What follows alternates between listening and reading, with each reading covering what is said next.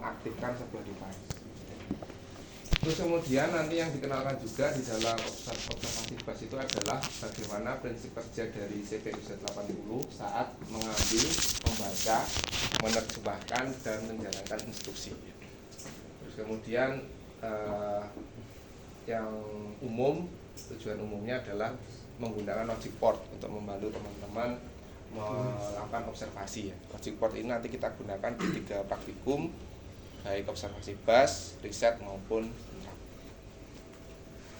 Jadi ini kalau kita lihat di proses kerja dari sistem mikroprosesor, nanti sebenarnya ada cukup banyak yang bisa kita observasi ya. Tapi karena keterbatasan waktu, kita hanya bisa melakukan observasi 3 saja, yaitu bus, riset, sama NMI.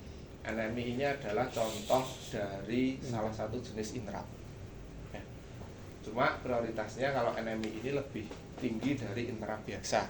NMI itu singkatan dari non-maskable interrupt. Jadi kalau interruptnya sudah terjadi tidak bisa diganggu, itu non-maskable. Terus kemudian nanti yang kita amati dari proses observasinya itu adalah siklus clocknya ya. Terus kemudian bagaimana pewaktuan dasar dari sebuah operasi itu bekerja. Nah nanti untuk logic portnya, ini tipenya yang kita gunakan LA1034 yang teman-teman pakai. Dia kan ukuran pinnya kan banyak ya. Nah ini adalah sebuah mekanisme dasar bagaimana sebuah program itu dieksekusi di dalam sebuah CPU Z80 ya. Jadi siklusnya dimulai dari pertama ada read atau fetch data. Kenapa kita perlu read atau fetch data? Kita perlu ingat bahwa CPU kita itu tidak punya memori. Semua program yang teman-teman tulis itu bisa diletakkan di memori yang permanen, yaitu EEPROM, atau di memori yang sifatnya adalah remanen atau sementara. Itu biasanya di RAM. Contohnya kalau RAM, teman-teman sudah melakukan mengisinya dengan menggunakan DMA.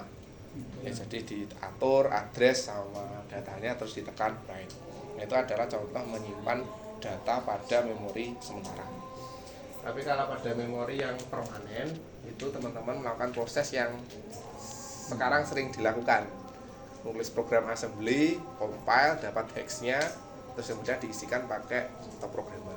Itu adalah contoh menuliskan data di EEPROM. Bisa enggak Pak kalau datanya itu saya isi di RAM? Jawabannya gimana? Bisa. Tapi berfungsi enggak? Enggak. Karena begitu teman-teman lepas dari top programmer hilang. Ya. Nah setelah di read atau di fetch ya, jadi konsep utamanya adalah bahwa programnya itu tidak ada di CPU, padahal pemrosesannya ada di dalam CPU. Jadi CPU itu yang mungkin tadi sudah saya sampaikan di kelompok yang depan bahwa CPU itu tidak punya memori. Dia punya memori tapi ukurannya sangat kecil yang kita sebut sebagai register. Ya, jadi dia tidak bisa menyimpan data yang banyak. Register kan rata-rata paling 8 bit ya, kecuali register-register yang bisa kita pairing atau kita gabung. Misalnya H sama L gabung jadi satu jadi register HL. Terus kemudian setelah selesai proses read atau fetch data ya, jadi membaca data di alamat yang ditunjukkan oleh program counter. Saat program counternya bekerja, bus address-nya itu akan mengeluarkan alamat. Nah alamat ini yang akan mengakses ke EEPROM, mana yang harus saya baca. Terus kemudian setelah read atau fetch data, berikutnya adalah decode. Decode ini tidak bisa kita lihat ya, karena ini terjadi di internal CPU. Decode itu maksudnya gini, setelah dibaca, misalnya yang saya baca datanya adalah 3E. Nah CPU harus mengartikan 3E ini artinya apa. Nah kalau kita sudah melihat ke instruction set kan kita tahu 3E itu adalah perintah untuk mengisi register A dengan data. Datanya dari mana? Data yang ditunjuk dari alamat setelahnya. Ya. Maka dari itu load A itu pasti butuh 2 address. Tidak mungkin satu. Satu berisi operation code-nya 3E, satu berisi operannya. Nah, operannya kan terserah kita mau ngisi register A-nya dengan data apa. Ya. Itu yang disebut dengan proses decode. Ya. Berikutnya adalah execute. Setelah kita tahu apa yang harus dilakukan CPU, berikutnya adalah eksekusi. oh saya sudah tahu bahwa 3E itu adalah perintah untuk load A, berarti saya harus mengisi register A di CPU saya dengan data sekian. Ya. Artinya saat proses decode itu seperti kayak teman-teman itu buka instruction set, nyari dulu 3E itu yang mana ya, artinya apa. Cuma mungkin CPU-nya lebih cepat ya, karena memang dia didesain untuk itu. Kalau kita kan harus apa ya, harus nyari dulu, apalagi sudah kelewat minggu gitu, gimana ya cara bacanya ya. Karena wis kelewat minggu lagi, linknya di mana ya. Jadi itu proses decode-nya. Nah ini detailnya saya tulis di sini bahwa salah satu register yang berperan penting itu adalah PC atau program counter. Di mana program counter ini akan menunjukkan eksekusi next-nya dia ada di alamat berapa, sehingga dia tidak kehilangan arah. Ya, orang-orang ini loh, aku kudu nang ndi. Nah itu yang menunjukkan dia PC. Oke, berikutnya contoh ya, ini bagaimana proses fetch, decode, sama execute terjadi. Nah ini misalnya kita ada perintah LDA, 0FH ya. Jadi kalau kita buat kode mesinnya adalah 3E 0F. Masih ada yang bingung kenapa jadi 3E 0F? Enggak ya? LDA ini adalah operation code-nya 3E, 0F ini adalah operannya dari perintah 3E tadi, dari tulis di sini. Jadi perintah LDA, 0F itu membutuhkan dua alamat atau dua address. Ya. Satu untuk menyimpan 3E, satunya untuk menyimpan 0F. Kenapa saya butuh dua address? Karena satu address hanya bisa menyimpan data 8 bit. Sehingga kalau saya butuh 2 bit, berarti saya butuh dua alamat. Terus kemudian CPU sudah mengetahui kalau kode mesin 3E itu adalah instruksi loading value ke register A. Berarti ini adalah proses decode. Kalau yang ini dia adalah proses read. Ya, jadi kita tahu di alamat berapa dia nanti diletakkan. Nah, itulah pentingnya ORG atau origin. Jadi dia menentukan di mana awal dari programnya nanti ditulis. Ya. Kecuali kalau teman-teman mengisinya manual, itu tidak perlu ORG karena kan sudah ditentukan alamat berapa diisi dengan berapa. Tapi kalau kita menulis dengan program assembly, kita perlu menentukan origin. Karena bisa jadi semua program itu tidak diawali dari alamat 0 untuk program utamanya. Misalnya yang NMI itu programnya utamanya diletakkan di alamat 100. Ya, jadi beda-beda. Oke, terus berikutnya ini proses execute-nya. Jadi ini PC-nya nanti akan ditambah 1 untuk menunjukkan next instruksinya itu akan diletakkan di alamat. Ini tidak usah di skip aja. Nah ini. Jadi operasi pada CPU Z80 itu dikelompokkan menjadi 3 operasi dasar. Satu yaitu operasi yang berkaitan dengan memori. Berarti ada proses baca dan tulis, ya, di mana nanti akan mengaktifkan sinyal MREC atau memory request. Yang kedua adalah I/O device, ada read sama write. Sinyalnya nanti adalah sinyal I/O rec. Ya. Terus yang ketiga adalah interrupt. Interrupt itu seperti kalau teman-teman yang biasanya senang organisasi rapat gitu ya, rapat mau pamit moro-moro ada yang ini interrupt, berarti yang lainnya pasti akan berhenti, dia akan fokus ke interruptnya dulu selesai ya. Maka dari itu kalau rapat jangan sampai iki masih menyampaikan yang interrupt terus disela, tidak boleh. Jadi biarkan dia selesai dulu, baru nanti boleh dikomentari. Itu konsepnya dari interrupt. Nah ini ada logic port yang kita gunakan, ada 34 channel dan 2 special function pin yang digunakan untuk clock input.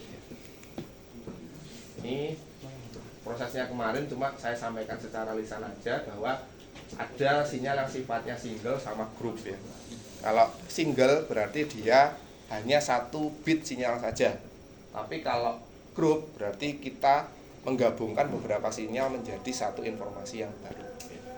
Kalau clock ini adalah sinyal yang khusus digunakan untuk menghitung pulsa clock, ya, di mana di logic port itu ada 2, bisa pakai clock 1 atau clock 2. Jangan lupa ground. Ya, ground ini adalah sebagai titik referensi karena sinyal kita adalah sinyal yang butuh referensi. Jadi kalau ground tidak dipasang, sinyalnya akan floating. Jadi kita tidak tahu informasinya apa. Oke, ini caranya kemarin yang saya tunjukkan bahwa ada informasi ini yang nanti perlu teman-teman perhatikan kalau menggunakan logic port, ya, bagaimana nanti melakukan wiring atau pengkabelan dari logic port ke pin-pin Z80 yang kita gunakan. Nah ini saya skip aja, skip ya, ini yang kemarin. Jadi hati-hati, pastikan kalau digunakan kondisinya adalah ready. Jangan running in demo mode. Nanti kalau ada perubahan di CPU-nya, nah, akan diupdate. Oke, ini yang tombol play. Tadi yang kejadian di kelompok yang depan, sampling rate-nya diubah jadi 2 kilo. Makanya sinyalnya tidak tambah sama sekali. Hati-hati. Biasanya itu kalau kursornya diletakkan di sini, teman-teman scroll, dia akan berubah. Ya, jadi hati-hati. Oke. Nah, ini yang konfigurasi jumpernya. Jadi ingat kalau teman-teman pakai EEPROM, jumpernya beda dengan kalau teman-teman menggunakan RAM. Ya. Konfigurasinya kalau kita pakai EEPROM 121022. Terus kemudian kalau pakai RAM berarti 21222. Ya. Saya hafal karena sering pakai ya. Terus ini konfigurasinya. Jadi kalau meskipun kita menggunakan EEPROM, kita tetap kemarin memanfaatkan fungsi dari baca tulis menggunakan DMA. Fungsinya adalah kita memastikan bahwa isi data di EEPROM itu sama dengan yang kita siapkan di komputer.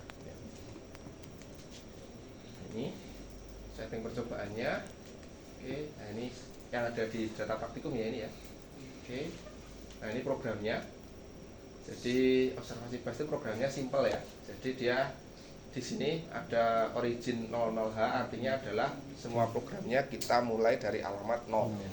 Jadi LDA, 5B ini akan ditulis mulai dari alamat 0. LDA, 5B ini dia butuh 2 address, yaitu address untuk menyimpan operation code-nya 3E sama datanya 5B. Terus kemudian JP loop ini berarti prosesnya itu sebenarnya adalah dia mengisikan register A dengan data 5B secara terus-menerus ya. Dimana JP loop ini kalau kita ubah ke kode mesin, dia jadinya adalah C3 berapa? C300 ya, karena dia kembali ke loop. Loopnya ada di mana? Alamat 0 ya.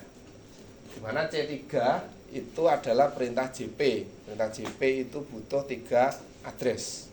1 untuk menyimpan operation code, 2 untuk menyimpan operan. Data hasil percobaan kurva ini adalah yang teman-teman screenshot ya, nanti dilampirkan di laporan resmi. Laporan sementara nanti di-scan terjadi laporan resmi. Oke.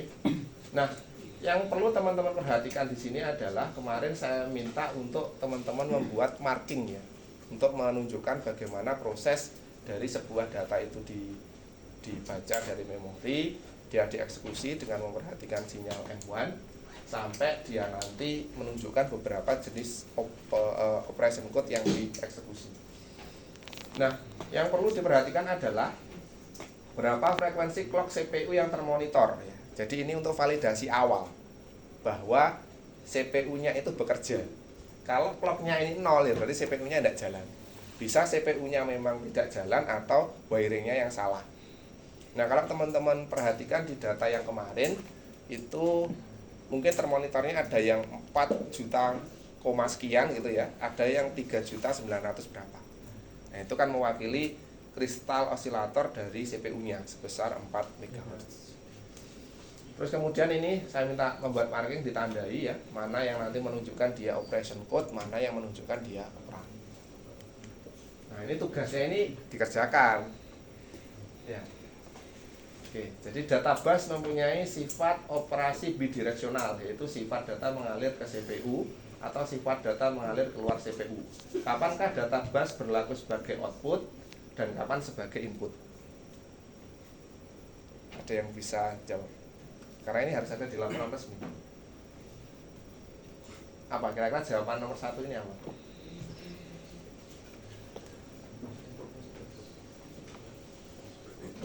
Jadi data bus ini unik. Data bus itu sifatnya adalah bidireksional. Kalau kita lihat dari CPU bisa masuk ke CPU atau keluar dari CPU. Kalau alamat 1 jalur aja, unidireksional. Jadi dia hanya dari CPU keluar. Itu address. Ya. Kapan kira-kira arah data di data bus ini menjadi input dan output? Gimana? Masih ingat tadi operasi yang ada di CPU ada berapa? Di sistem mikroprosesor ada berapa? 3, apa aja? Memori, I/O, sama interrupt. Berarti kalau dia jadi output saat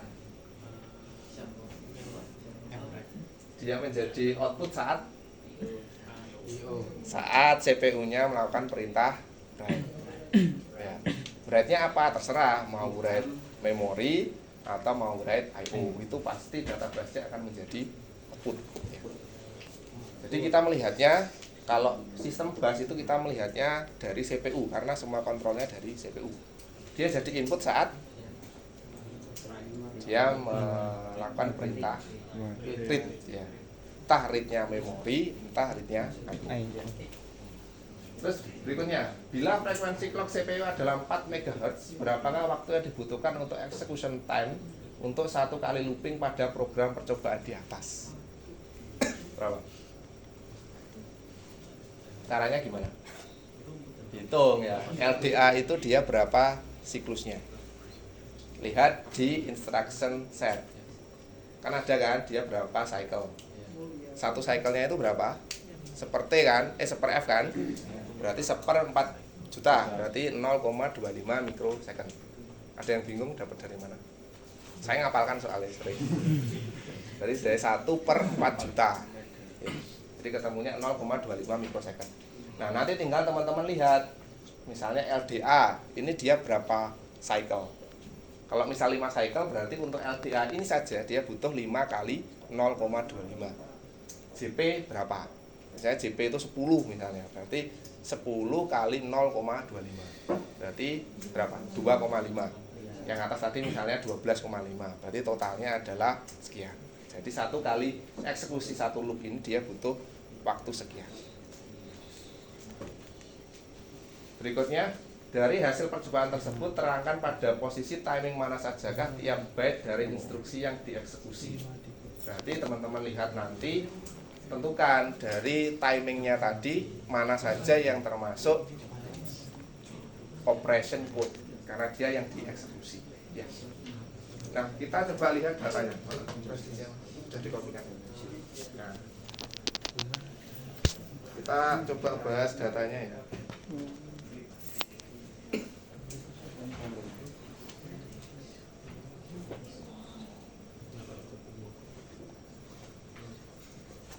Di modul apa?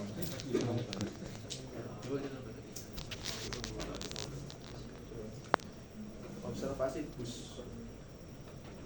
Ini mana ini? Ini.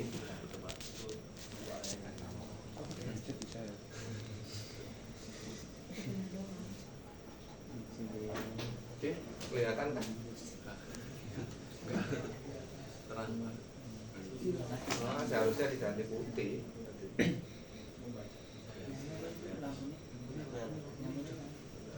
Lampunya dimatikan dulu aja.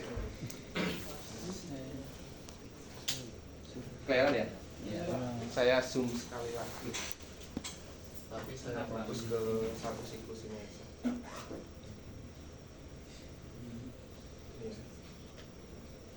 Oke, teman-teman perhatikan. Jadi di sini datanya yang muncul ini ada 3E, 5B, C300. Kenapa ini 00-nya panjang? Karena 00 itu mewakili alamat 3 dan alamat 4. Nah, yang kita amati kemarin kan addressnya cuma A1 dan A0. Berarti kalau misalnya alamatnya 4, berarti kan sama dengan alamat 0. Karena satunya tidak kebaca. Satunya kan hanya di address A2. Nah, teman-teman lihat di sini bahwa ini adalah data yang valid ya. Data yang valid. Terus kemudian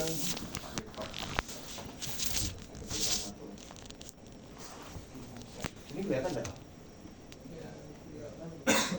Supaya ini baca. Jadi teman-teman lihat di sini.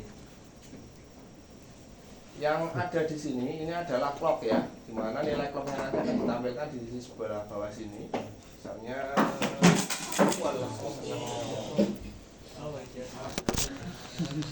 ini kalau kita lihat frekuensinya adalah 4.060 Hz ya, jadi dia di sini.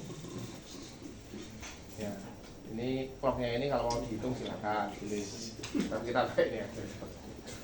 Oke, yang pertama adalah kita lakukan, kita baca dulu. Berarti semua program yang kita isikan ke dalam EEPROM itu seharusnya dia keluar, kecuali fungsi-fungsi yang dia dieksekusi sekali. Nah, di program yang kita masukkan tadi, proses untuk mengisi register A dengan data 5B dengan LDA, 5B hexa, itu kan dia dilakukan secara terus-menerus. Jadi pasti data-data yang kita isikan itu pasti keluar. Nah, LDA, 5B hexa, JPLU, itu kalau kita konversi ke dalam bentuk data hexa ya, kode mesin, itu kan isinya adalah 3E, 5B, C3, 0000 ya. Nah, di sini kita lihat bahwa ini 3E-nya keluar, 5B-nya keluar, C3-nya keluar, 00-nya keluar. Ya. Cuma masalahnya adalah bagaimana kita melihat dengan proses yang ada di dalam CPU.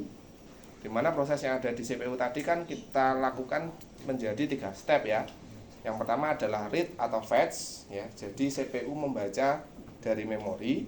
Yang kedua adalah decode. Yang ketiga adalah execute ya. Nah, caranya adalah kita menggunakan bantuan sinyal kontrol. Di sini sinyal kontrolnya yang kita amati ada RD, WR, M1 dan MREG. Nah, sinyal WR ini dia tidak pernah aktif. Kenapa? Karena kita tidak pernah menulis ke memori. Jadi proses yang kita lakukan hanya membaca dari memori saja ya. Terus kemudian ada sinyal RD, ini menunjukkan siklus CPU-nya melakukan proses read atau membaca data ya. Sehingga database-nya arahnya adalah input ya. Terus kemudian ada M1 atau mesin cycle 1, ini adalah sinyal output yang keluar saat dilakukan proses execute khusus untuk apa? Operation code ya. Dia tidak berlaku untuk operan ya. Terus kemudian ada MREG. MREG ini adalah siklus atau sinyal yang menunjukkan CPU sedang melakukan proses memory request. Jadi CPU-nya mengakses memori. MREG bisa kita lihat dia ada dua, ada MREG yang sifatnya read sama write. Ya, tapi ingat bahwa di program ini kita tidak melakukan proses penulisan data ke memori, sehingga pasti MREG-nya adalah MREG read. Sinyal kontrol RD, WR, M1 dan MREG semuanya adalah active low. Jadi siklusnya kita lihat saat dia active low. Sebenarnya tidak pas low-nya sih. Sebenarnya adalah saat dia falling edge. Falling edge itu adalah siklus saat terjadi perpindahan dari high ke low. Maka di sini kemarin ditandai oleh teman-teman, ini datanya adalah 3E ke bawah kita tarik, RD-nya low, M1-nya low, MREG-nya low. Ya. Jadi datanya ini valid sepanjang ini ya. Terus kemudian data 5B kita tarik ke bawah. Nah, ini RD-nya low, M1-nya high, MREG-nya dia low. Ya. Jadi M1 ini bisa kita gunakan untuk menunjukkan bahwa yang di-execute itu apakah sebuah operation code atau operan. Kalau M1-nya itu low, berarti datanya yang dieksekusi itu adalah sebuah operation code. Ya, kalau dia sebuah data operan, dia berarti nilainya akan high M1-nya. Nah, akses ke memori itu pasti melibatkan dua sinyal, read sama MREG. Ya, maka MREG dan read-nya sama-sama low. Ya, ini C3 sama, tarik ke bawah. Alamatnya adalah alamat 2 di sini. Terus kemudian RD-nya low, M1-nya low, MREG-nya juga low. Jadi siklusnya yang ini tadi, ini adalah sebuah operation code, ini sebuah operan, ini adalah operation code. Membedakannya dari mana? Dari sinyal M1. Cuma konsepnya 3 tadi tetap dijalankan ya. Decode, read atau fetch, decode sama execute. Oke, jadi cara bacanya seperti itu. Nah, ini programnya masih simpel. Kalau programnya panjang ya sama, cuma kita harus tahu mana yang merupakan operation code, mana yang merupakan operan. Untuk observasi bus ada yang ditanyakan?